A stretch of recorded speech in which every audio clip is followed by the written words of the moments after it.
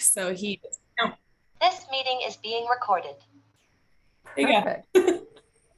Well, why don't we get started in the interest of time? I know there are more folks that'll filter in. I am Allison Schwartz. I am the industry co-chair for this quantum working group. We are excited to have everybody here and excited to have Barbara come and give a talk. Before I hand it over to Lily to do the introductions, for those of you who this is your first ATARC Quantum Working Group meeting, we'd love for you to get engaged with the organization. This is being recorded and will sit in a YouTube channel for ATARC.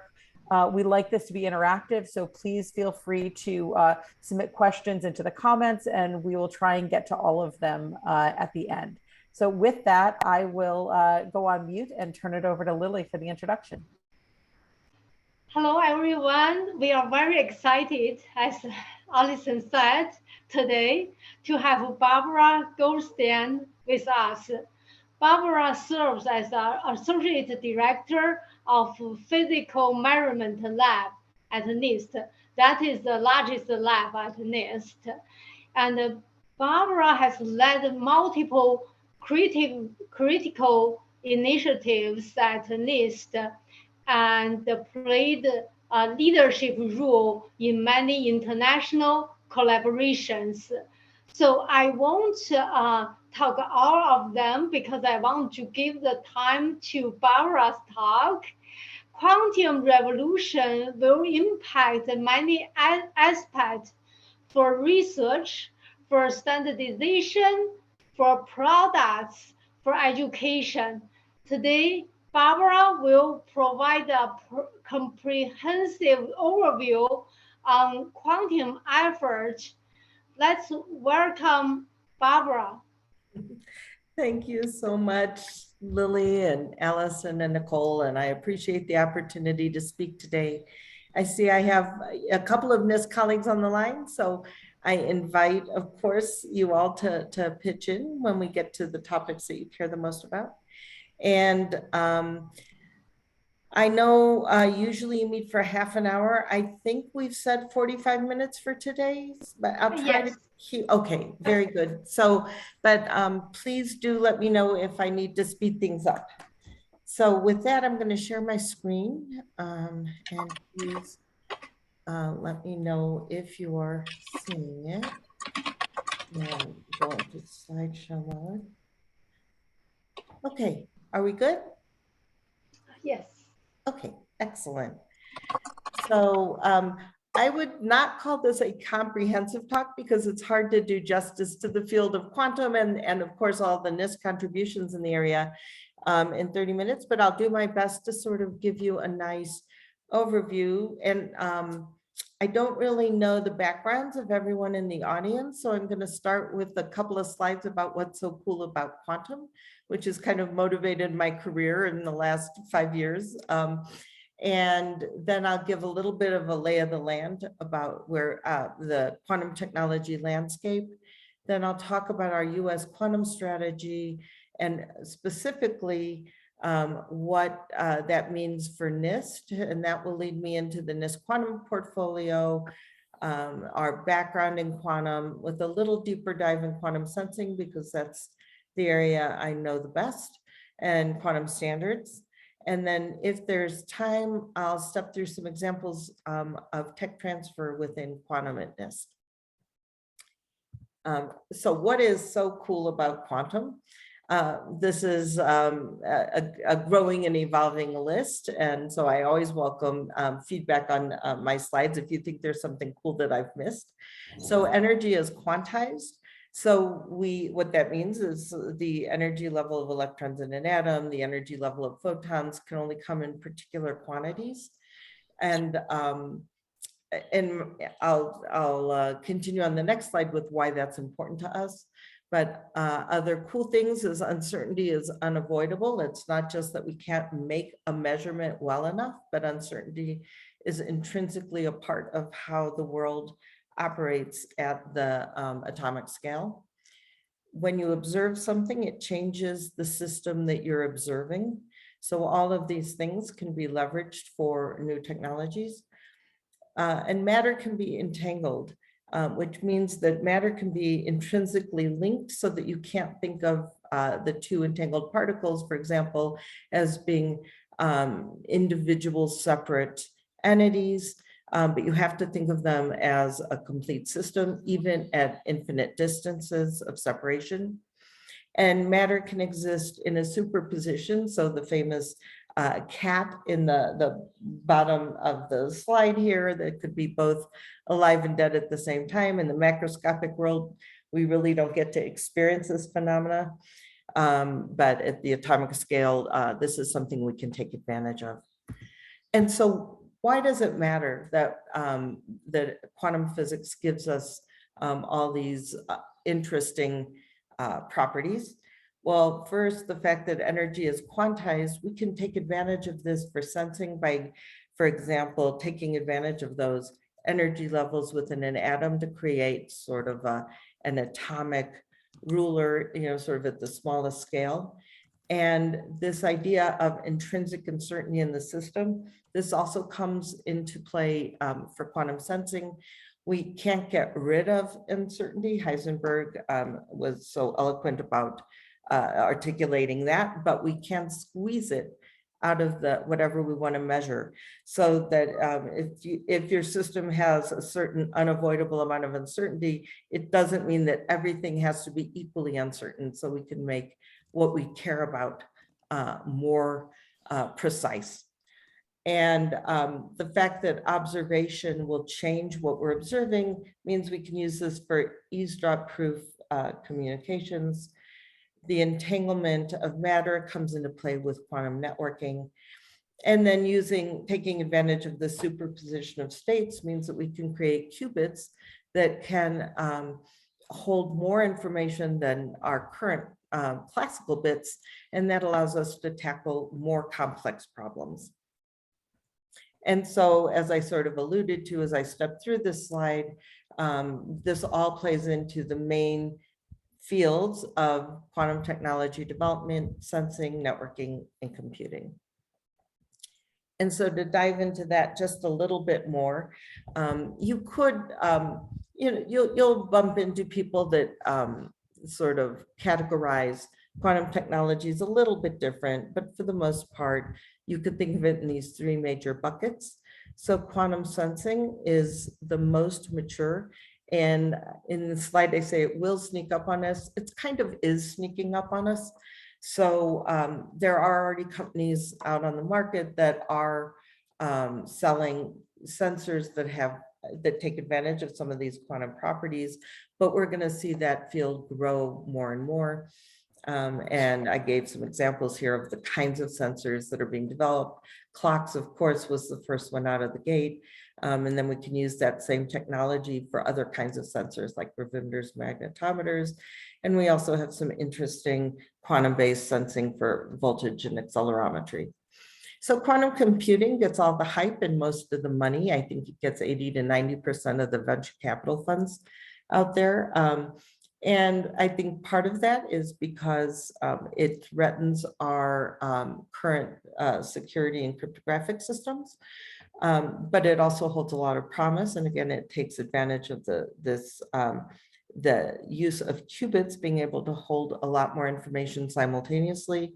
So the holy grail, which would be a quantum computer that's fully error corrected and robust enough to do the kinds of problems we can't do classically, is still really decades off. But you can't really count on that because we never know when the next breakthrough is coming. And research is going on now. There's a lot of diversity in the field in terms of what is the right qubit, what are the most impactful algorithms, where are the best applications for this technology. And then networking, I would say, is the least mature out of all three of these, even though there have been some hero demonstrations, especially with quantum key distribution. That's really just one aspect of what a network could do. There's still, if you really want sort of the holy grail of a quantum network where entanglement is really used as a resource distributed geographically across a network, there are still a lot of missing components. In fact, you basically have to tackle quantum computing in order to get to quantum networking. And computing is one of those key applications for a quantum network, where you can imagine scenarios like blind quantum computing, where you can have a quantum computer as a resource on a network and set it up in such a way that even the host won't know what's being computed or what the answer is. So with that, I'm going to dive into sort of key US policy opportunities and the way our policy has been shaped.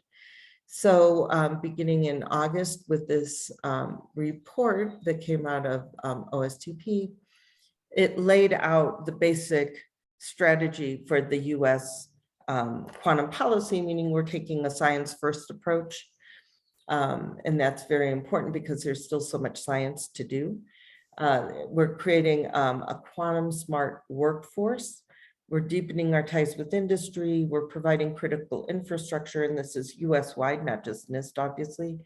And we're doing this to maintain national security, economic growth, and there's a very important international cooperation component, not just for the use of quantum, but in the co-development of quantum and how it gets deployed. And so in December of that year, the National Quantum Initiative Act was passed, which authorizes, and as we all know, authorization is not the same as appropriation, but it authorizes $1.25 billion to DOE, NSF, and NIST. And it's a 10-year act. It set up the National Quantum Coordination Office, which I'm not sure if ATARC has had an opportunity to interact with. But it also, so I'll just step through sort of the major mandates of this act for the three agencies that it funds. So it mandated that DOE should set up national QIS research centers, which they have done, and that NSF also established multidisciplinary centers for research and education, which they have done. And NIST should allocate up to $80 million. So that's, again, the authorization, but not appropriation, to continue our quantum research program. But what's new in this act is it also requested that NIST set up a consortium of stakeholders. So this is stakeholders from industry, academia, other government agencies, to advance the creation of a supply chain robust enough for quantum technology. And we have set up, in response to that, the Quantum Economic Development Consortium. And so this slide shows a map of where all those centers are that I was talking about, that DOE and NSF has stood up. So all of the DOE centers are led by, have sort of a lead DOE lab involved with the centers, and the NSF centers, I believe, are all established at different universities, but represent a variety of partners in each center. And just as a mention, QSense is one that's focused on quantum sensing, and it's been established at GILA, which is the joint center between NIST and University of Colorado in Boulder. And if there's a question from that dog, I'm happy to take that now. So feel free. And really feel free to interrupt. I'm happy to make this a conversation rather than just a presentation. So back to what did the National Quantum Initiative Act ask of NIST? So really the parts of the NQI addressed directly to NIST. There are 4 parts: the basic and applied quantum information science and technology program that both involves applied R&D and also measurement and standards, workforce development. This does, we address that in a variety of ways. Collaborating and working with others. This talks to the consortium we stood up, the Quantum Economic Development Consortium. And then that 4th bullet really just means that we got a new tool in our toolbox of other transactional authorities to help us fulfill this mission. And so our basic and applied QIS R&D program has really been built over several decades with world-leading work and sort of world best achievements, including 4 Nobel Prizes directly related to our quantum research portfolio. And we got into the business of quantum, not because it was cool, but because we could see the potential for it helping us make better measurements, so better fulfill the core NIST mission. And this is just a partial list of some of the world's first and our best achievements.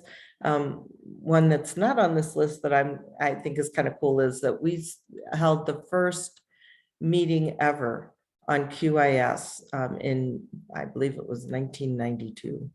So, and here I should give a tip of my hat to Carl Williams, who really helped develop, mature, and grow this program within NIST during his tenure at NIST too. And then the NIST portfolio has really grown to address all those basic areas of quantum technology development. The sensing and metrology, you can imagine, I mean, sensing and measurement are so deeply intertwined that that's certainly a place where NIST excels. And the first place we use quantum technology is within our own laboratories, where we've integrated into the way that we perform our basic measurements and services we provide out to our customers.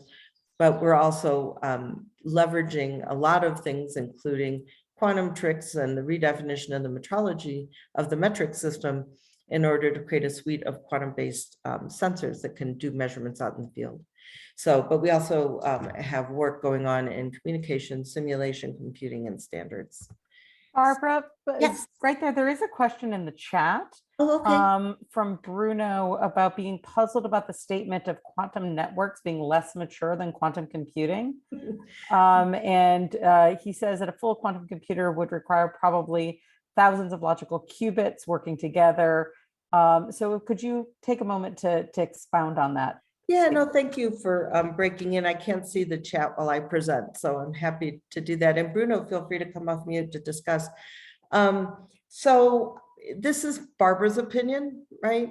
So it's, you know, fair game to sort of postulate different opinions, but for a meaningful network, you probably need some level of quantum computing power at the nodes. And so that's why I kind of think of quantum computers as a component of a quantum network. And yes, you don't necessarily need that fully error corrected million qubit system at every node of a quantum network, but you will need a lot of sophisticated technology that we don't quite know how to do yet, like quantum memory and quantum repeaters, in the same way that you'd have repeaters on a classical network. You'd need sort of that repeater function, but you couldn't really repeat quantum information in quite the same way, because as we talked about earlier, if you observe the information in process, you're changing it. And so you can't just duplicate. There's no quantum copy machine. And so you need a whole new kinds of technology for that. That's why I personally think it's farther off, but I'm happy to hear other opinions. Okay, so if so, let me just just a very short one. Basically, I agree with you in some way, but then quantum repeater would only need a few qubits working together. I mean, if you can make Bell measurements and you can store the qubits for a reasonable amount of time, you can probably build a large enough network where you can exchange qubits from any point of the network to any point. The thing is that you don't know, you cannot basically demand that the qubit you send from one side will go to the other, but you can create many, many qubits, and some of them at the end, you can make them untangle. So you can prepare basically with a quantum network, untangle states from any point of the network to the other, and then of course you can use that. So I agree there are still lots of things to be done, but I think it looks to me much easier than to have thousands and thousands of logical qubits working together. So, but again, I mean, I think I still agree with you that it's a matter of opinion at this point. But let's say, I think the technology is not as difficult for networks than it is for doing real computation, basically. But okay, maybe No, we can no. go on. Thank you. And I guess that it also comes down to what is it that you need to do with your network, right? How far do you need to distribute your entanglement? What kind of states are you distributing? How do you ensure the fidelity of those states over distance, right? So, but you're right. We sort of don't know where the next breakthroughs are coming and which problems are going to feel easier in the shorter term than the longer term. Anybody else want to chime in? I see, Alan McDowell, that you're on the call. I don't know if you want to be put on the spot. You don't have to be, but. No, I'd like to argue about lots of stuff, but Good, we'll argue later then. This was handled okay. It's an apples and oranges a bit comparison. So Okay. Also, I'm wondering, hi guys, this is Yolanda Dari Carrere in Washington, DC. I was wondering too, have we evolved in the area of cryptography? I know that that's still a big issue with quantum, and wondering if we made any leadway in modifying cryptographic initiatives around quantum. Well, this is certainly where Lily has tremendous expertise. So Lily, I think right now for the so-called during the quantum time, what we are going to do. So one thing we are going to do is to develop post-quantum cryptography. That's what NIST has been doing. Then Barbara will talk about that as well. It's kind of like the mathematics algorithms, the same as what we are using today. And however, they are secure for quantum computers. So those can be used as a drop-in replacement. Another is like the quantum key distribution. So if the interface for the quantum key distribution is available, I mean infrastructure, that means that can play a role to distribute the key.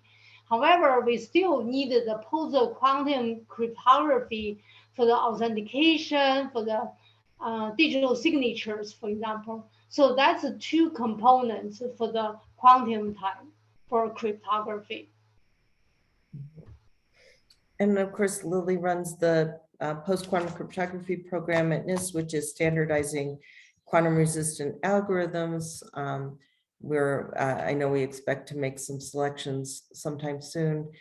And I know that companies are going to want to, in advance of the existence of a fully error-corrected quantum computer, are still going to want to learn how to integrate these new algorithms into security systems. Is that a fair statement, Lily? Yeah. Okay. Yes. Thank you. So just back to the idea that at NIST, our quantum portfolio was really based on our core metrology mission. And so this chart just gives sort of a view of how that works within NIST. So we might do foundational quantum science metrology in an area, for example, of next generation optical atomic clocks. And then we will engineer that technology into compact, robust systems that have a broader range of applications. And we can use that to form the basis of new measurement services that we provide to our customers in industry and academia and the government, et cetera. And then what we learn from that whole process feeds back into our metrology program and helps fuel our own research. And then we can use actually the technology we develop for our services to help advance our own technology. And within the National Strategic Program, it lists all these areas for quantum investment, and NIST has work really that touches on all of these areas. So the quantum resistant cryptography program sort of fits into this risk mitigation strategy for the threats we know are coming. We have, as one might expect, a very robust program in quantum sensing. We have application oriented work, for example, in the health sciences and imaging and NMR.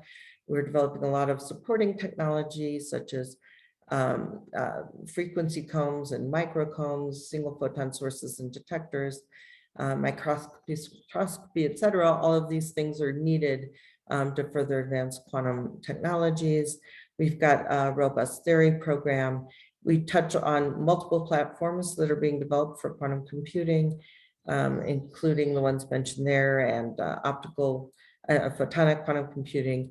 And then we do have work done on many of these components. We have a Quantum Network Grand Challenge program that is trying to stitch together some of those technologies to help advance and accelerate the creation of networks. So this, we placed this at about a $49 million research portfolio at this point. And so, as I mentioned before, our quantum computing program, we're not in the game of developing the next quantum computer, but we're doing a lot of things to help industry get there. We've done a lot of world-leading research that's been picked up by companies. So, for instance, we have decades of Nobel Prize-winning work in ion trapping technology that got picked up by Honeywell that we published in the public domain. This is the work that got Dave Wineland a Nobel Prize, and Honeywell hired 100 people and launched a company that has now been spun off as Quantinuum, all based on NIST technology. So that just shows how we play into the development of these technologies, even though we're not competing with industry to do it. And what's important about the NIST program, not only the kinds of things that we have, the sort of patient investment to explore that helps spur the whole innovation cycle, but also that we don't, it's very unlikely that there'll only be one hardware platform and one qubit that sort of wins the quantum race. And so we'll need places like NIST that have expertise in multiple platforms. And then, as I mentioned, we have this Quantum Network Grand Challenge program that is looking at, in fact, it's funding some of the work on quantum repeaters. And we're trying to, we're working with local networks like DCQNet to help advance some prototype networking going on. And then NIST on a Chip is the program that I manage. And this is in the quantum sensing world. And the whole point of NIST on a Chip is to shrink measurement equipment that looks like this, sophisticated atomic clocks that require sophisticated optics, full, very, very full laboratories in which to run, highly educated people to run them, or this 100 kilowatt laser calorimeter that has to be carted around in vans to get to point of use, or requires specialized facilities like this anechoic chamber, and to miniaturize it into devices like this, chip scale atomic clock the size of a grain of rice, an optical power meter that's small enough to embed directly in an additive manufacturing machine, or we have others, not quite such small versions that do get placed into the field to measure high-powered lasers,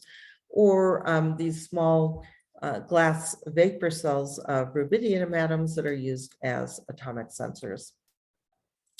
So just to try to give you a warm, fuzzy feeling that it's not all pie in the sky, this is a research program. At NIST, we typically mature technology to about a TRL 4 or 5. We don't take it all the way to product. So this program relies on commercial partners to get all the way to the end game. But these are some examples of chips. The Josephson voltage chip is probably the earliest example of a miniaturized deployable quantum-based standard to be used in the field, but it doesn't hit the criteria of being cheap and easily manufactured. So you can get one today for about $250,000. So the program's also investigating other areas of research to try to create, to check that box of being cheaper, more easily manufactured, and more scalable. And I always point to the chip scale atomic clock as sort of the poster child for the program, because it started with this audacious idea that we could actually achieve an atomic clock on that scale. And then through some very early investments from DARPA that often is a good source of investment for very high risk projects like this one was. We proved the principle well enough to attract at the end of the day, about $10 million to NIST, but that was matched with about $100 million of investment by other agencies and by companies, et cetera. And now you can buy chip scale atomic clocks as off the shelf components. And the value back to NIST, sort of why we're in this game, is because we're really trying to simplify our core mission, which is providing a path to traceability that today is achieved by people sending us their, for example, gauge blocks, whatever they're using to make measurements for their suites of equipment. Those typically get sent to, maybe their primary lab who sends things to NIST. We get about 13,000 items per year, which we're asked to calibrate and return. And that all gets supported through a very complicated network of interlaboratory comparisons and an international framework for metrology. So, but while this happens, people's measurement equipment is unavailable for their own use. And of course, we can calibrate how it performs while we have it in our hands in our labs, but we're shipping things around and we don't know what will happen between us and point of use. And so the whole point of NIST on a chip is to create something, this is, definitely a cartoon image that could combine multiple functionalities, what you might want to measure into one package or very miniaturized device that could be embedded directly into equipment and cut out all those middle steps in the traceability chain. So, and I know I keep talking about miniaturizing things, but we're not just making things smaller, we're actually measuring things in completely different ways. So instead of using triple points to measure temperature, we're looking for changes in the index of refraction of materials. So these optical properties of materials that occur due to temperature changes. And as I mentioned earlier, we can use these energy levels in atoms to do things like measure distance. So it creates this nice ruler at the atomic scale. And then measuring high power lasers, we can do that by measuring the slight force that light exists on matter. And so we have some products you can actually buy online. We call them standard reference instruments that can... Barbara, I was wondering too, would this impact the PUE levels, dealing with cloud energy metrics? Will we be able to apply that, do you think?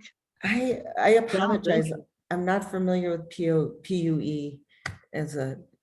Yeah, it's just the energy metric for data centers. And I'm wondering that might be a good research project. What do you guys think on the call?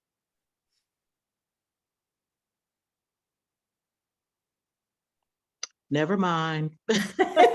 No, I mean, but thank you for sort of thinking out loud about where could we use sensors like this? So I often say that NIST on a chip lives at this convergence of many important sort of revolutions, the quantum revolutions, the first and the second, but this revolution of the industrial Internet of Things. And more and more we're moving to a world where we're going to rely on information we get from sensors, and maybe this applies for data centers, so I don't know, you'll have to tell me, but we're going to rely on our sensors to both get good information and then supply that good information to automation equipment that's going to make decisions without humans in the loop.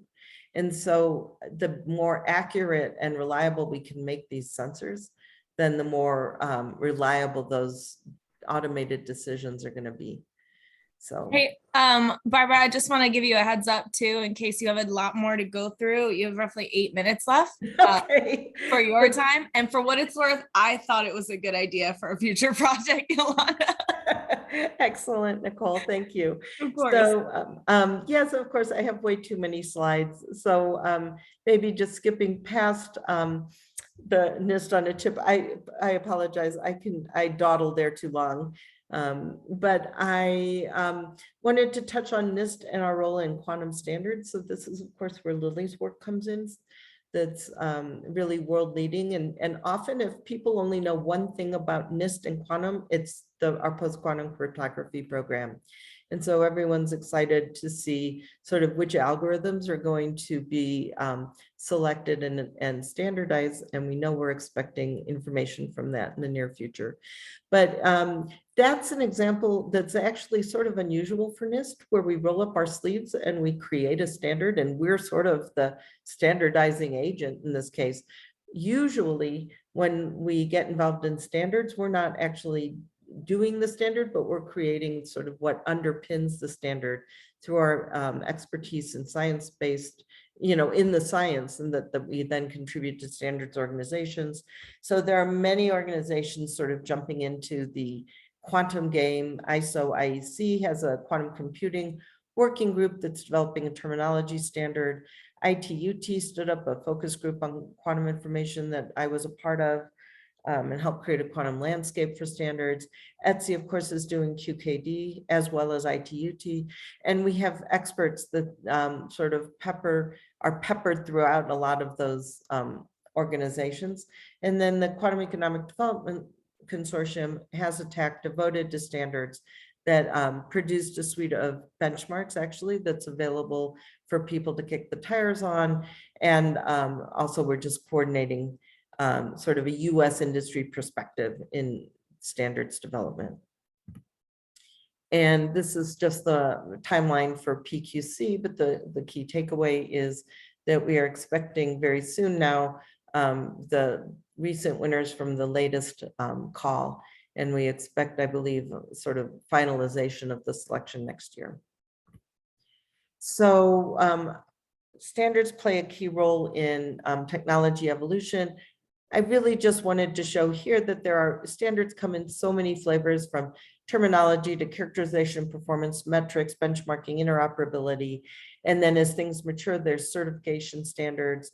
And then this rethinking recycling that I was talking about with the Internet of Things, where you can learn from devices in the field so that it can feed back into the next technology generation. And all of those are different kinds of standards that help evolve technology in different ways.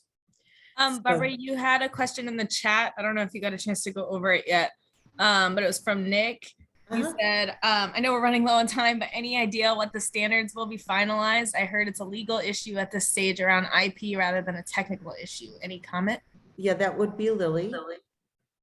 Yes. So we are supposed to announce our selection very soon.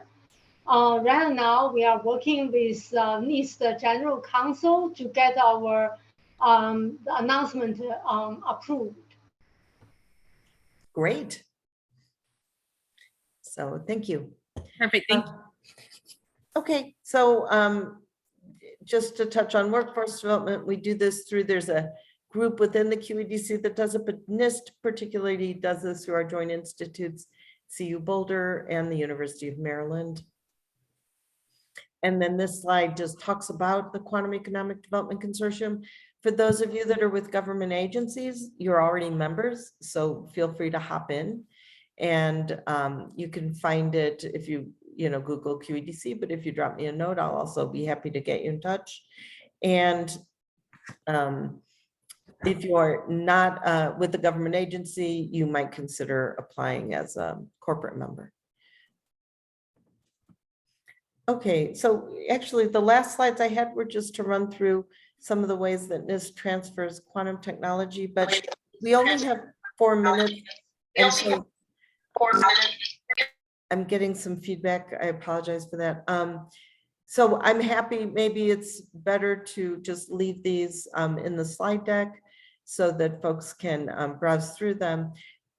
But maybe stop here and see if there are any other questions or if there's any conversation we'd like to have. Thank you. Thank you, Barbara. And any questions? Okay. Well, if there aren't any questions for Barbara anymore, because I know there have been a couple throughout, I do want to give everyone a heads up that I will be posting this on YouTube, so that way you guys can all review it. And then it'll be also shared on the ATARC website for anyone that might have missed the last like few minutes of it, or first few minutes, or whatever else. Would the slide deck be available? Yeah, we Yes, can make the slides available. Thank you. Barbara, if you could send those to me as well, just so that way when I send out the link to everybody that was on the call, or wanted to make it to this, then I can send that directly with the link to the YouTube video, so they can actually hear what you said too. But is everybody for sure has no more questions for now? Okay. Well, if that's the case, at least for me, I learned a lot. Barbara, I really appreciate you joining this call. It was awesome to hear from you. Thank you so much. Appreciate the opportunity. Thank you. Thank you, Barbara. Thank you, everyone. Thank you. Bye-bye. Thank you. Thank Bye, you. everyone. Bye. Thank you so much. Bye.